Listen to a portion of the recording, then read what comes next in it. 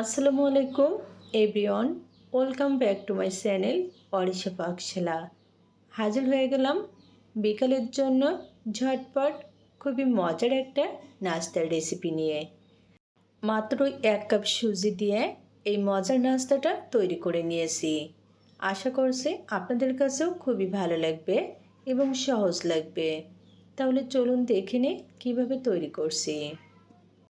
নাস্তা তৈরির জন্য লাগবে সুজি। তো এখানে 250 গ্রাম পরিমাণ সুজি নিয়েছি। সুজি মিক্সার জারে নিয়ে নিচ্ছি একটু ব্লেন্ড করার জন্য। সাথে নিয়ে নিচ্ছি 2 টেবিল চামচ গুঁড়ো দুধ। সব মিলিয়ে 3 মিনিট মতো ব্লেন্ড করে নিব। ব্লেন্ড করে নেওয়া হয়ে গেছে, তো একটা বলে নিয়ে নিলাম। সুজি কিন্তু একেবারে মিহি হয়ে গেছে। সাথে নিয়ে নিচ্ছি 2 টেবিল চামচ ময়দা। এর থেকে বেশি ময়দা দেওয়া লাগবে না, তবে এখানে আমি ময়দা নিয়েছি, চাইলে কিন্তু আটাও নিতে পারেন। স্বাদ মতো লবণ দিয়ে দিলাম আর 150 গ্রাম পরিমাণ চিনি দিয়ে দিলাম। এখন শুকনো উপকরণগুলো এরকম একটু মিশিয়ে নিতে হবে। আর হ্যাঁ, এই নাস্তাটা কিন্তু একেবারে তেলের পিঠা বা পোয়া পিঠার মতো। পোয়া পিঠা আমরা সাধারণত শুকনো চাউলের গুঁড়ো দিয়ে তৈরি করি।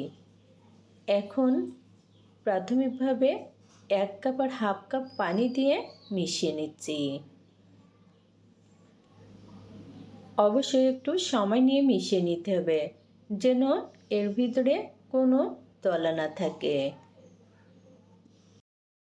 অর্থাৎ ব্যাটারটা যত ভালো হবে, নাস্তাগুলোও কিন্তু ততটাই সুন্দর হবে। তবে আমি হাত দিয়ে মিশিয়ে নিচ্ছি। এভাবে হাত দিয়ে মিশিয়ে নিলে কিন্তু ব্যাটারটা বেশি পারফেক্ট হবে। অনেকটা ঘন মনে হচ্ছে, এই জন্য আবারও 1 টেবিল চামচ পানি দিয়ে দিলাম। এখন কিন্তু পারফেক্টভাবে আমার ব্যাটারটা রেডি। দেখুন এর ঘনত্ব কেমন হবে, খুব বেশি পাতলাও না আবার একেবারে ঘনও না। তো চুলায় প্যান বসিয়ে দিয়ে পরিমাণ মতো তেল দিয়ে দিচ্ছি। তেল গরম হয়ে গেছে, এখন ব্যাটার দিয়ে দিচ্ছি। নাস্তাটা তৈরির জন্য আমি এরকম একটা ছোট চামচ নিয়েছি আর এরকম 1 চামচ করে ব্যাটার দিয়ে দিচ্ছি। যেহেতু ফ্রাই প্যানটা বড়, এর জন্য আমি একসাথে কয়েকটি নাস্তা তৈরি করে নিচ্ছি। আপনারা চাইলে কিন্তু এই নাস্তাটা এর থেকে ছোট করেও তৈরি করে নিতে পারেন। আর হ্যাঁ, এই পর্যায়ে চুলার আঁচটা কিন্তু মিডিয়াম টু লোতে রাখতে হবে।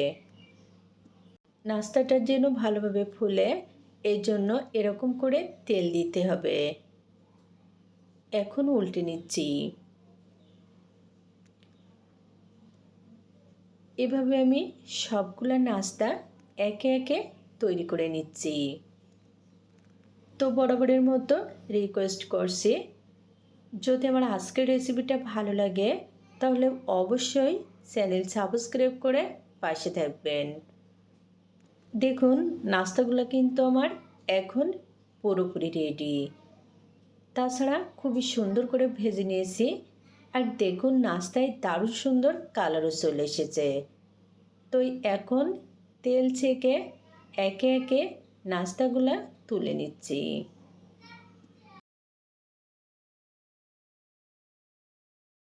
খুবই সহজভাবে সহজ রেসিপিতে বিকালের জন্য দারুণ একটা নাস্তার রেসিপি আপনাদের সাথে শেয়ার করলাম। আশা করছি খুবই ভালো লেগেছে। তবে যদি ভালো লাগে একবার হলেও ট্রাই করে দেখবেন। আবারও দেখা হবে নতুন কোনো রেসিপি নিয়ে। আজকের মতোই এখানে বিদায় নিচ্ছি। আল্লাহ হাফেজ।